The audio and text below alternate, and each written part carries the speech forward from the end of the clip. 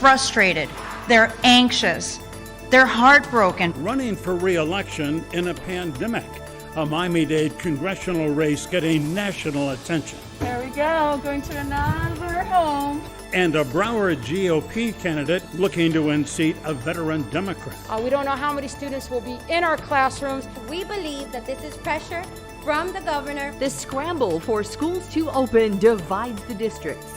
I will be signing an order to allow the openings of certain indoor spaces if they are ready. Even as more indoor spaces get the green light. I was furious that my ballot wasn't counted. The ballot blunder by the post office, a singular mistake raising serious concern. It's all this week in South Florida. Good morning. Glad you could join us. I'm Michael Putney. I'm Glenna Milberg. We have a packed hour ahead, and we begin with the South Florida race for Congress with national attention. Congresswoman Debbie Mucarsel Powell running for a second term and challenged by outgoing Miami-Dade Mayor Carlos Jimenez, all to represent the people of the 26th Congressional District from Kendall to Key West. Congresswoman, good morning. Great to see you. Good morning, Glenna. Good morning, Michael. We're so glad you are with us. Let's begin with the obvious place, which is the death of Ruth Bader Ginsburg and the fact the president seems intent on moving very quickly here. Senator Mitchell says there will be a Senate vote. What is your reaction to the speed at which they are moving to replace her? Yes, Michael, first of all, let me just say that it's a heartbreaking loss for this country. We're all mourning the death of this incredible, brilliant legal scholar who dedicated her entire life to fight for justice for all Americans, for men, for women.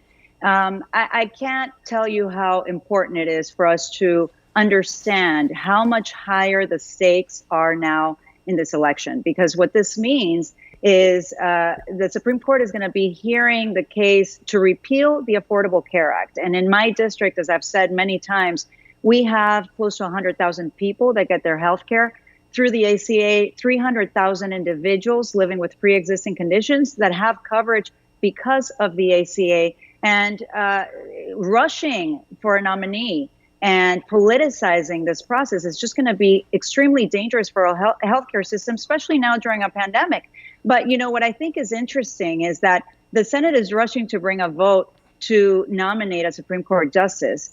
And yet they have done absolutely nothing for 3 months as we've been trying to negotiate another package to provide relief for so many families here in my district that need that assistance, small businesses that keep calling us that need further relief. So I would ask the Senate Republicans to rush back into the Senate chambers to actually bring a vote on the HEROES Act. So I just want to go on record and say something that we learned here, that I learned this morning, is that in the history, the American history of these kind of situations where there is a Supreme Court opening in a presidential year, whenever there is a president and a Senate of the same party, that kind of rush has always been done the majority of the time. So I just wanted to throw that out there. Congresswoman, let's talk about your district a little bit. District 26 is considered right now a toss-up and kind of is all the time because it's such a split district. And now there are so many independents voting that didn't vote in the primaries. And so we were talking this morning, one of the criticisms we hear about you as a member of Congress is that you are pretty partisan and that you vote a straight Democratic line. How is that going to play when you appeal or try to appeal to your constituents to reelect you? Yeah, Glenna, look, I've spent my career, I didn't come from politics, right? I spent 20 years of my career working here in this district, mostly at FIU as the associate dean at the medical school. And so I don't play political games, and these ratings, those attacks are false. I have actually established very close relationships with some of my Republican colleagues. Representative Francis Rooney, we've co-led different bills to protect our coral reefs. I worked very closely with Representative Brian Mass so that we can pass legislation to support Everglades restoration, and we were very successful doing that. So those attacks are completely false. What I have done is dedicate the almost 2 years that I have served in office in my first term here in Congress, working for the families, really bringing down results, passing $200 million for Everglades restoration, passing legislation that would provide safety to our communities that are affected by gun violence. We passed several bills to reduce premiums for the ACA, to reduce the pricing of prescription drug prices. Those are the bills that I have been voting for. So I would tell my voters, everyone in the district, to not really listen to these desperate false attacks, because they do this to misinform, to confuse. Go and look at my record and you'll see what I stand for. And I will continue to fight for the people in my community. Yeah, Congressman, one of the things that Mayor Karla Jimenez, your Republican opponent, has said to me and said repeatedly throughout the campaign is that one of the key differences, the way you see the world differently. You went to the Homestead Detention Center. You called it a really abominable place, that it was wrong. The children who were there, a couple thousand at one point, were not being treated well. Mayor Jimenez went in, spoke privately with some children, and he came out and he said, there is nothing there that makes me ashamed to be an American. Boy, there couldn't be two more different points of view about the same thing. Yes, Michael, look, yes, we see the world in completely different ways. I'm a mom and I'm an immigrant. I came here when I was 14. And when I visited the Homestead Detention Facility, I always thought it would get just a little easier, and it was never easier to see and talk to so many kids, many of them that had been separated from their grandmothers at the border, seeking asylum, fleeing violent regimes, asking for help. And these kids had been held there for months, Michael, and it was being run by a for-profit company. And, you know, the former chief of staff of President Donald Trump, John Kelly, was on the board of that company. They were actually making thousands of dollars by filling those beds in this detention facility.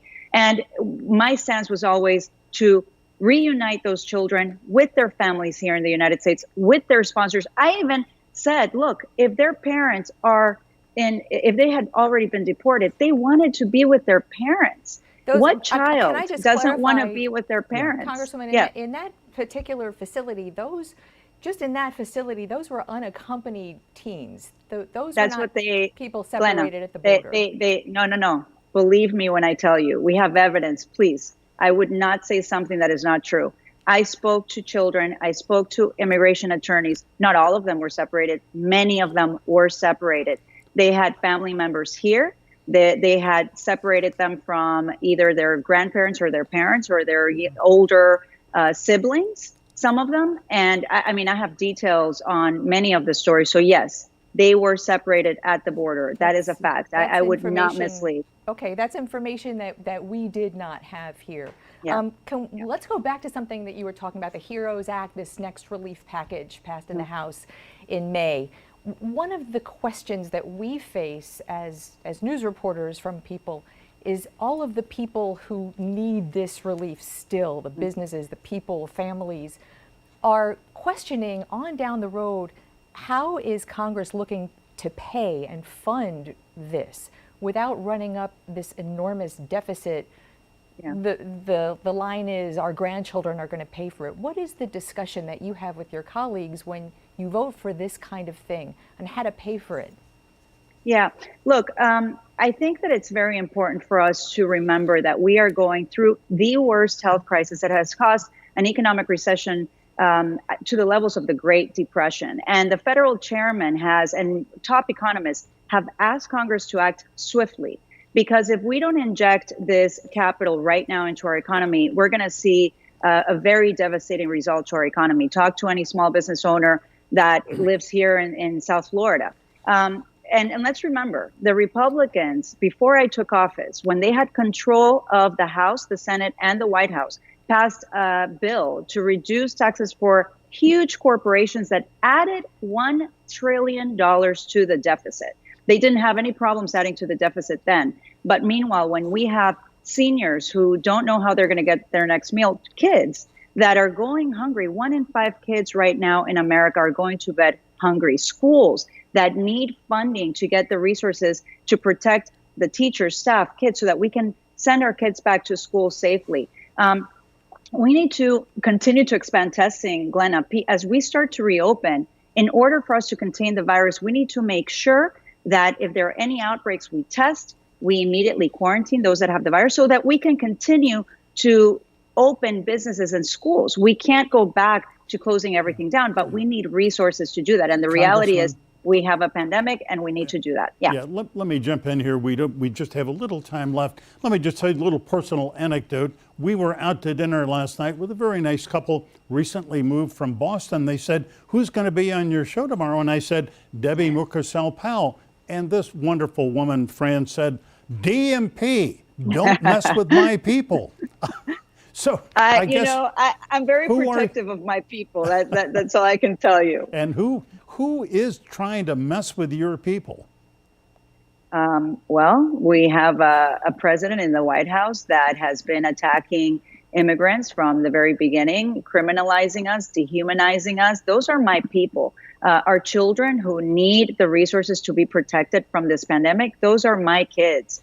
The District 26 for me, for years, has been like my family. I have been very close to people all over the Keys, our fishermen, our farmers, our teachers, our community leaders. They're my family, and that's why. May I put you on the spot real quick? Carlos Jimenez has agreed to debate right here with us on the 25th of October. Will you join us?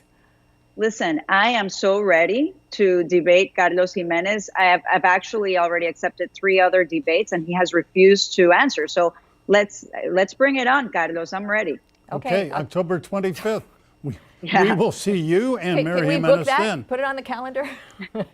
Thanks so much, Congresswoman. Thank you very much. Appreciate it. All right, next we'll look at one of Broward's congressional races coming up later in the program. But next, the fight and fear over reopening local schools. The teachers union presidents in both Miami-Dade and Broward will join us live when we come back.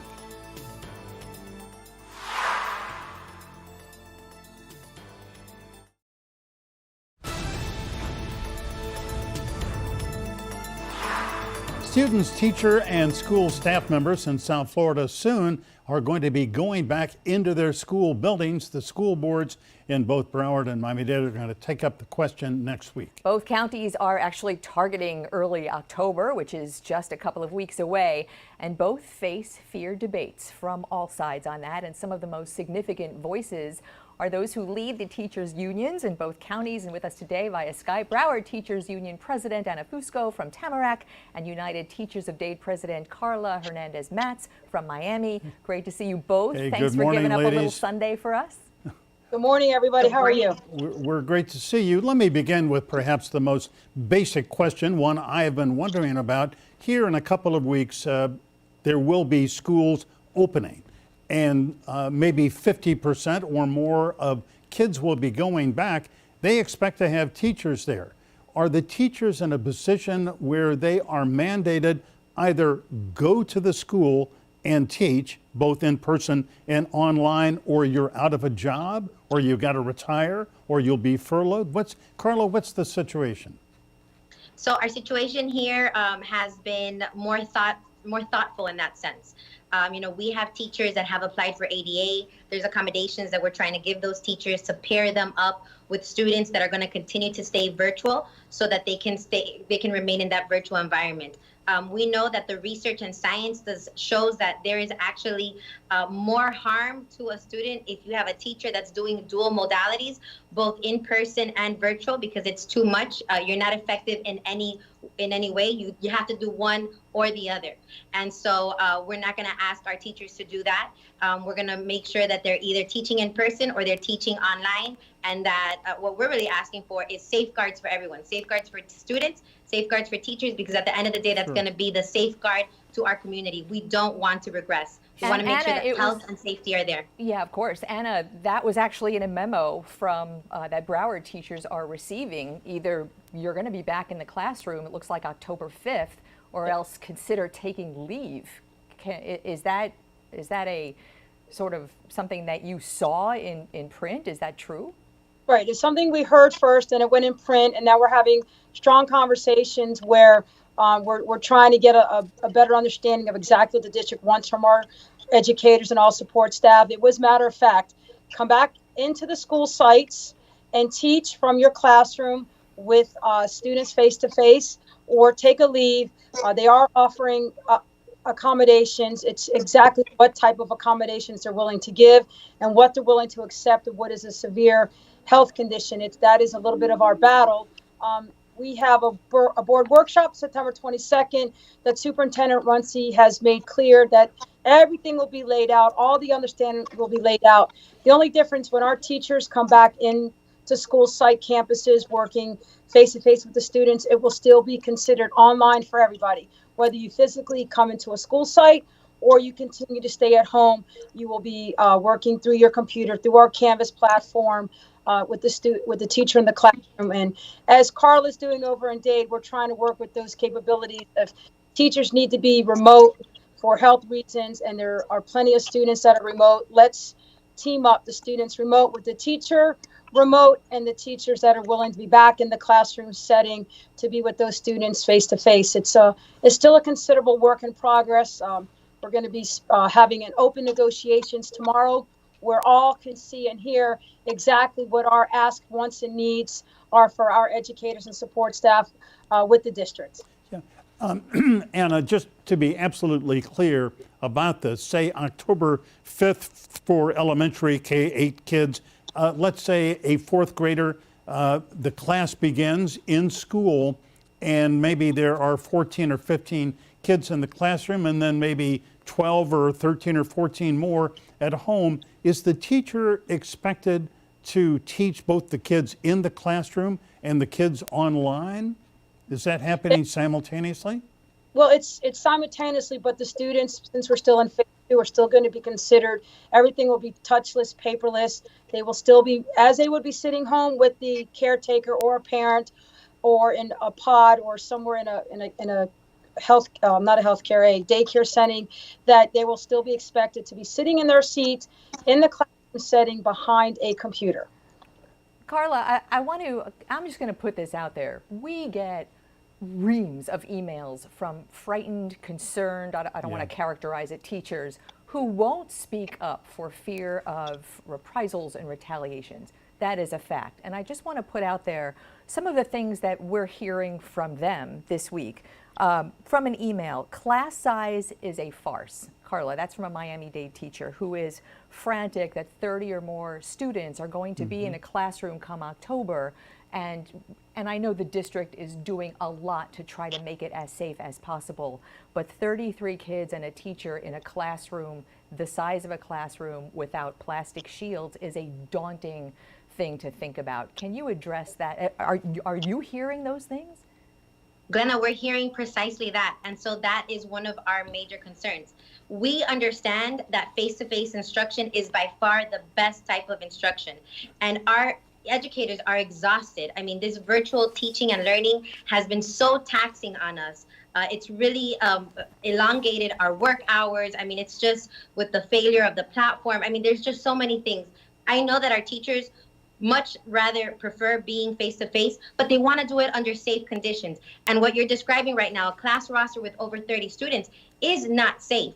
And so we're asking for the bare minimum. We're not asking for the moon. I mean, we are asking that we do things in a very mindful way so that we don't rush and so that we don't regress as a community. Miami is the epicenter of the state of Florida. If we do not get this right, my fear is that we are going to lose lives. And it's not going to be because I didn't fight for that. You know, I am fighting for every single child in every classroom. I'm fighting for all of my colleagues, the teachers, the paras, the custodians, everybody that worked and is part of the educational community. And so we have to get this right.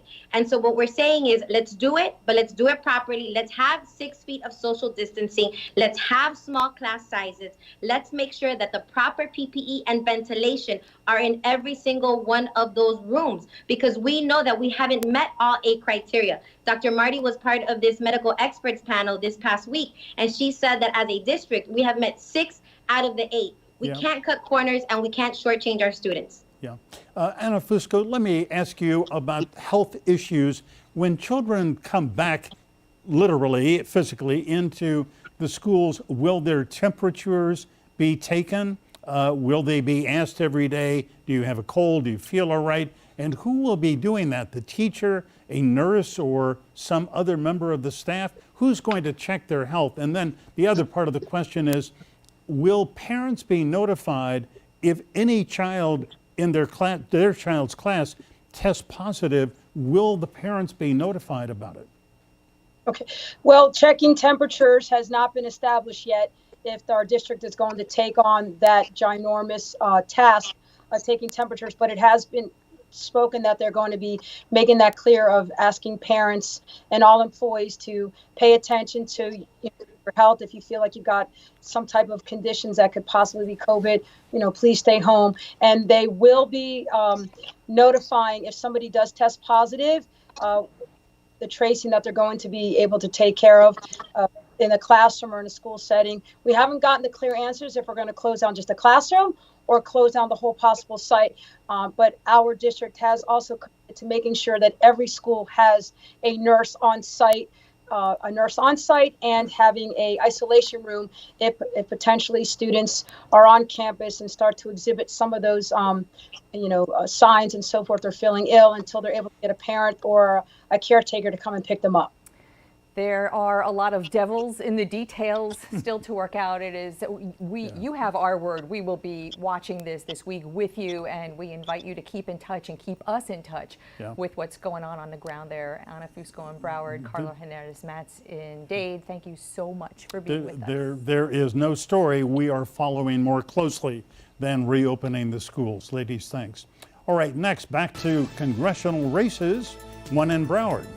Meet the Republican candidate running to stop Congresswoman Debbie Wasserman-Schultz from winning her 8th term. Next.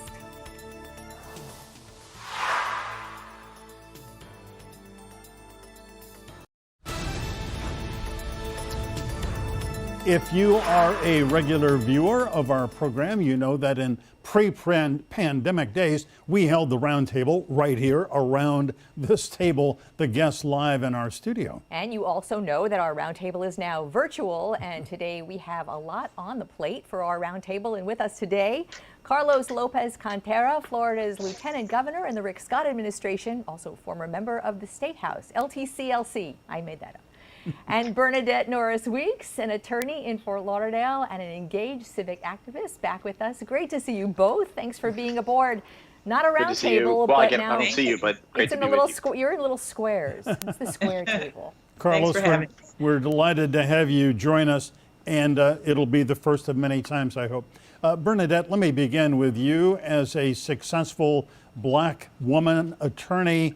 The death of Ruth Bader Ginsburg, who fought and made policies that helped you achieve what you have achieved. What is your feeling here on the death of Ruth Bader Ginsburg? I think it's a tragic loss, not just for female lawyers like myself, who she has helped to pave the path for, but also for all of society. I mean, she has just done so much in her lifetime for human rights, for civil rights, for rights for everyone. And I think it's just a tragic loss. And I hope that we will take a deep breath as a country, honor her legacy, and spend a minute to do that before we rush into the next steps of being partisan and how we replace her. That actually seems, doesn't it, to be going on as we speak. America is mourning a national legal legend, an icon, and at the same time going through the process, the American process of replacing that vacancy. And this morning, Carlos Lopez-Cantera, we learned that Florida's Judge Barbara Lagoa, who was the first Hispanic woman on Florida's Supreme Court that Governor DeSantis appointed, it seems like yesterday, but it was January 2019, and now is on President Trump's list for that for that vacancy. What do you think about that? Is that someone from Florida, someone with Cuban-American roots? Aside from the justice that she is, that certainly would be an interesting political pick for President Trump. Well, first let me say Burnadette put it actually very well. Ruth Bader Ginsburg was a trailblazer, and we should take a moment to first honor her legacy and her achievements and the opportunities that she created for women throughout this country. I'm the father of 2 little girls, and I'm glad that they live in a country that the rights that they have were helped by Ruth Bader Ginsburg.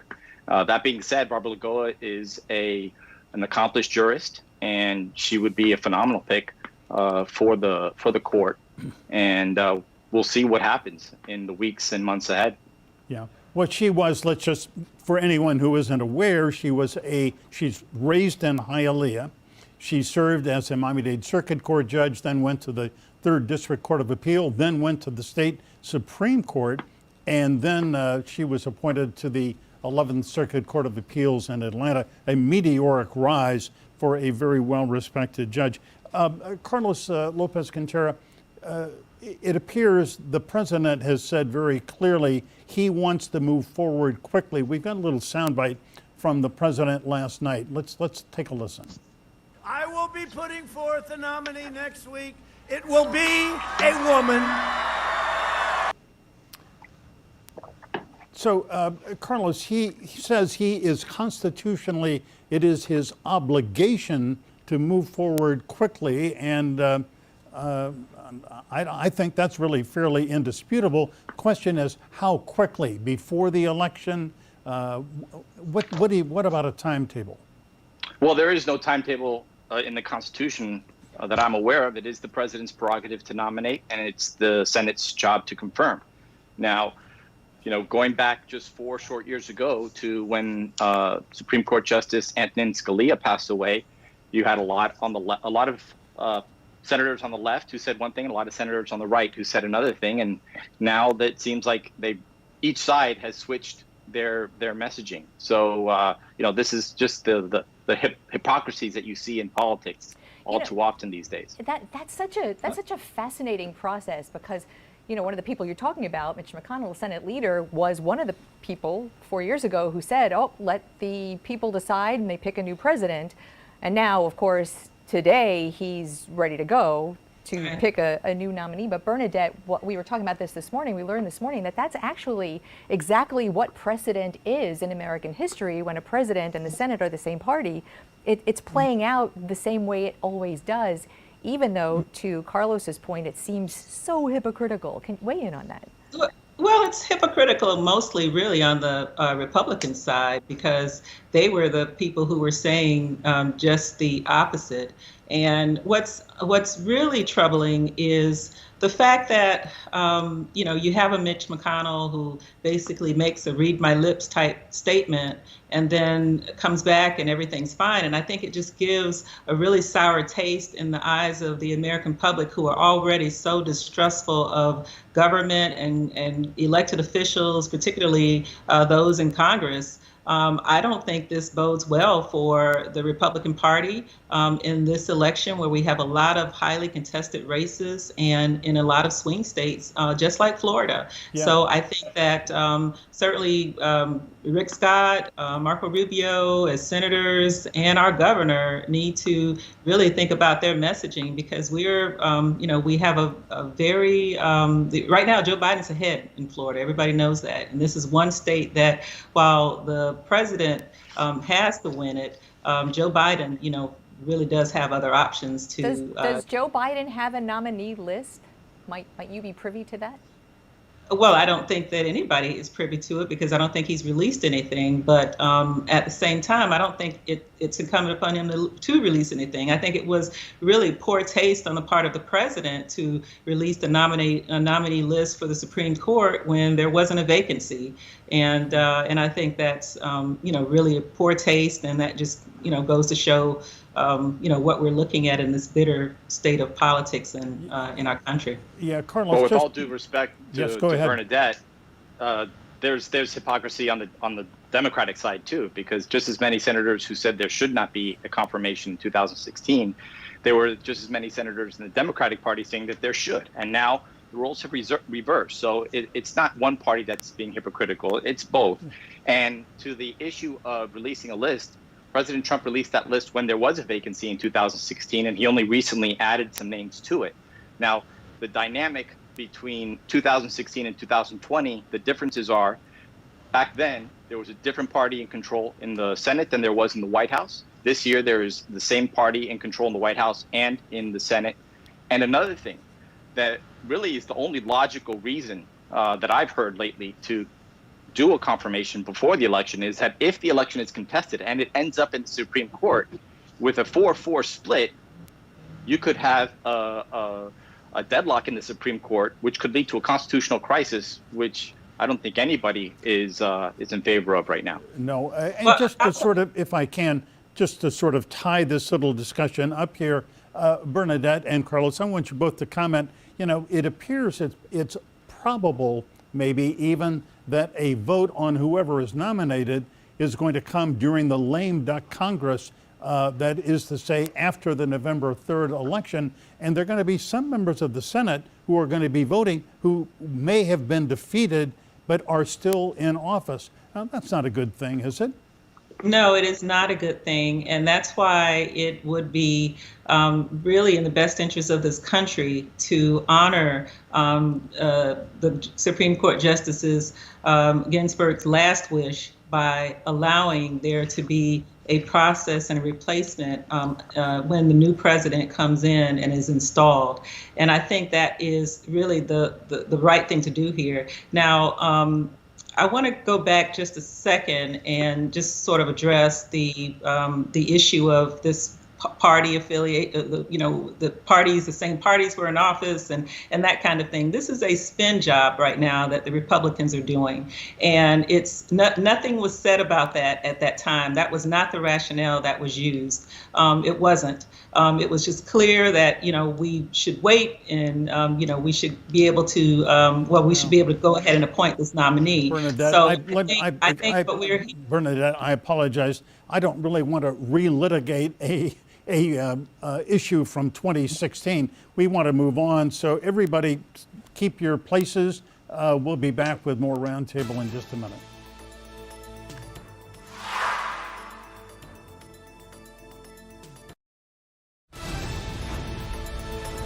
We are back with our virtual roundtable. Burnadette, Norris-Weeks, Carlos, Lopez-Cantera on the square boxes. I want to bring it back local a little bit. Burnadette, you used to represent Broward Supervisor of Elections, so I'm guessing you have a little bit of insight into elections and mail-in ballots, and something happened this week that really piqued a lot of people's concerns, and that is a Miami Beach resident who did everything right, voted by mail 7 weeks in advance, never got her vote counted because this ballot was returned to sender just this week, and we find out that it was a post office carrier's human error. So the Miami-Dade elections headquarters was really surprised by this, called it an anomaly. This has never happened before, but boy, at a time when a lot of people are worried about the post office, what are we to think about mail-in voting that everyone really wants people to know is very safe? I mean, how do we reconcile something like that? Right. Mail-in voting is very safe, despite, what you're hearing in terms of overtures from the White House. It is very safe. You can vote with confidence as long as you get it in on time. And not speaking specifically about this particular person, but many times what we've found in election offices is that you will have a resident who says that they mailed their ballot at a certain time and maybe it wasn't mailed. And so, or they mailed it a little late and they want you to somehow flag it and it's not quite in the system. But the technology will track the mail-in ballots once they get into the supervisors of elections offices, and they will be able to tell you, when it came in and what part of the process they're in to be processed. Right, and so, that actually works really well to your point, but in the post office, the U.S. Post Office says this did happen and this was human error. So all of those things in place failed to prevent a screw up by a human being. Right, and that can happen. I mean, no election is perfect. And although we would like for it to be, especially in these large counties like Miami-Dade County and Broward, where you're getting hundreds of, thousands of ballots that are coming in and going out, there could be a human error. So this is one of those unusual cases. The supervisor in that county said she's never seen anything like it, and the post office said the same. So we can't really expect that. I am worried about other things happening around elections. And as we get closer, lawsuits get filed the night of the election, before the election, things happen where the, one party or whatever is trying to slow down the election and then sues that it didn't go fast enough. And so you have all of those things that you can look forward to. Don't forget about the felons issue right before the 2000 election. Don't forget about Governor Scott at the time in 2012 about non-citizens and purging voters, and so these are the kind of things that I think we have to keep a high alert for and make sure that our supervisors' offices are not being asked to do things that are not proper. And I think in 2012, for instance, the supervisors of elections all over the state were very, very cautious about doing anything that would purge the voters from the rolls. And I hope they're working together again on that. Yeah, Carlos, this situation, which Glenna reported on, excellent reporting, it appears to be a one-off, but for people who maybe have lost some confidence in mail-in voting, it certainly would shake anybody's confidence to see a legitimate voter cast a ballot by mail and the ballot be undeliverable. Really terrible situation. Look, nobody wants to be judged, nor does any organization want to be judged on their worst day. But man, the post office really picked a bad time to have their worst day when it comes to this particular ballot. That being said, the supervisor of elections in this state have done and will continue to do a good job. Absentee ballot voting or mail-in voting in Florida is something that has been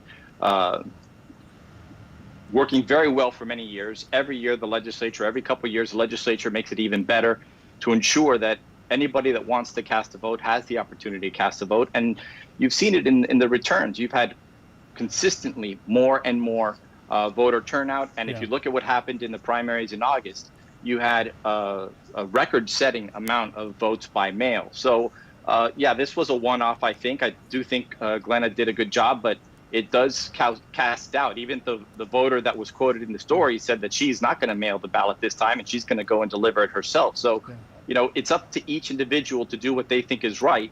What they really need to do is just ensure they vote. And there's many ways and plenty of opportunities to vote in Florida. You can vote by mail, you can go early voting, you can vote in person on election day. There's clearly no lack of options to vote in Florida. It's just a matter of going to vote. Absolutely. And we should point out a little attaboy for the U.S. Postal Service in Broward County. They delivered more than 1,200 mail-in ballots, which had sort of piled up late in the afternoon of August 18th. They got them to the Broward Elections Department by 7 p.m. So, kudos to them for that one. But, it's their bad for the one that Glenna reported on. Anyway, hold your positions, everybody. Stay put. We'll be back with more Roundtable in just a minute.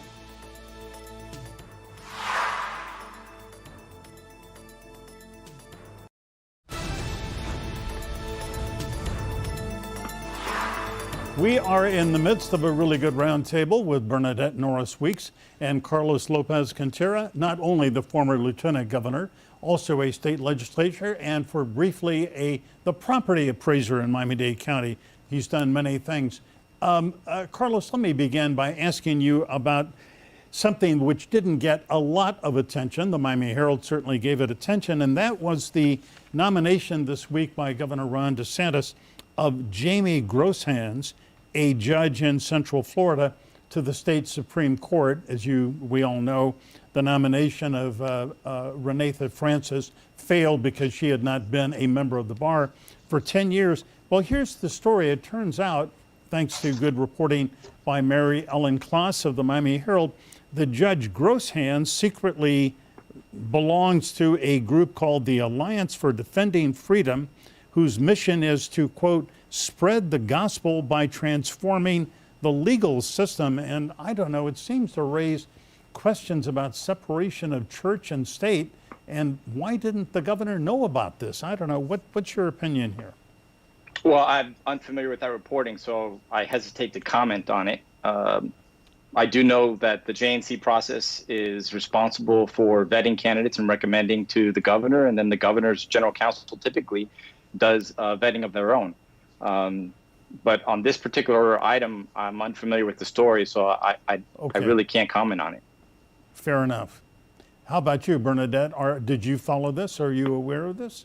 Well, I think, first of all, that it's not something that wasn't unknown. And while the JNC process does vet candidates, the governor is now appointing all of the JNC members, which is different from how it used to be years ago. And a lot of lawyers are trying to change that, but that seems to be not something that the governor wants to do. So I think that in terms of how this the Florida bar does appoint a couple members to that JNC too. 3 members. It's not exclusively the governor. Yeah. Okay. Well, this whole process was botched from the beginning. There are so many qualified African-American women and men judges. If the governor really wanted to appoint somebody, even there are some conservative people he could have looked at. And so for this to go this far in this process and have a nominee that now the governor says he just didn't know about the background of this nominee, and they do extensive background checks on these people, I don't believe it. You know, last week on this program, we actually discussed what happened with Judge Francis and the fact that aside from the diversity of the court, the actual rules of appointing judges and justices are spelled out, and she had not been a member of the Florida bar long enough to fit into those rules. We talked all about that last week. Also last week, after the governor went and was mandated to make another pick, he said he was suggesting to the president that Judge Francis be appointed to the federal bench. Yeah. Weigh in on that, if you would, Burnadette. I mean, look, I think elections have consequences, and so I'm a firm believer in that. And when your party is in power, especially with the Republican Party, they go all in and they don't care. The rules don't matter. And they go all in. So I can't weigh in on it one way or the other. I hear that she's a lovely woman, Judge Francis. I don't know her personally, so I wish the best for her. Good that maybe the president may consider some diverse candidate for the federal bench. That would be a good thing, and a welcome change. All right, CLC and Burnadette Norris-Weeks, we're very glad you joined us, and we will see you soon in the future on the Roundtable. Hopefully in person. Thank you. Yes. Stay tuned. Take care. We'll be right back.